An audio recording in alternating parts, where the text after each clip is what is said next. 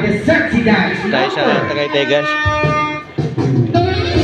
Alright, oh my God, go! Alright! Napakagwapo naman yan! Alright! Okay, pasok sa loob ng kari at isang peso. Yan dyan ang mga masasarap na luto ng Diyos. Yan dyan ang lumukatkan ang mga basang kuhol. Napatuloy na sinisip pag inagataan ng mga nanay natin. Ang nagande ng mga hawal na ng bilis. Bala Volcano.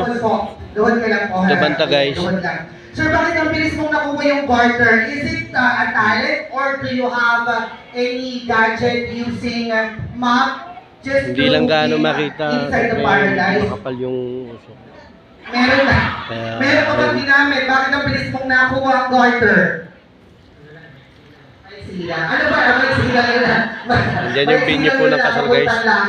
Pero sa loob ng kalangitan, ano yung unang bagay na nakita mo doon? Bahaghari.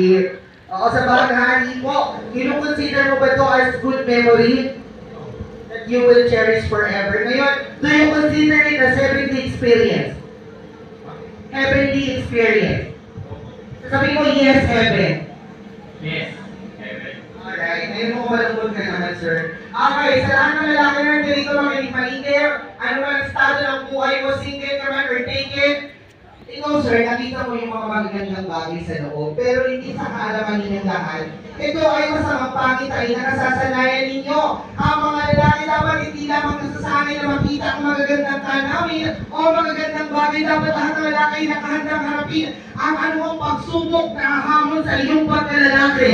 Anak, tapos ka nang tahakin ang kaharian ni San Pedro. Bilang suportado kita, gusto kong tahakin mo naman at damhin ang totoong hamon ng buhay. Pasukin mo naman ang loob ng impyerno. Alright. At gawin mo, at damhin mo, at pasukin ang umuhok sa may ebetasan at anakot. Maraming salamat. Ito ang pangalaman natin si Sir. Maraming salamat guys. Like and share na lang guys sa mga kapanood ko nito. Dali dumalo tayo ng kasal po ng aking pamangkin dito from Tagaytay City. Yan. Dito bali sila sa hotel po na ito. Yan. Kahapon pa tayo dito guys. Pero ngayon patapos na. Maraming salamat guys.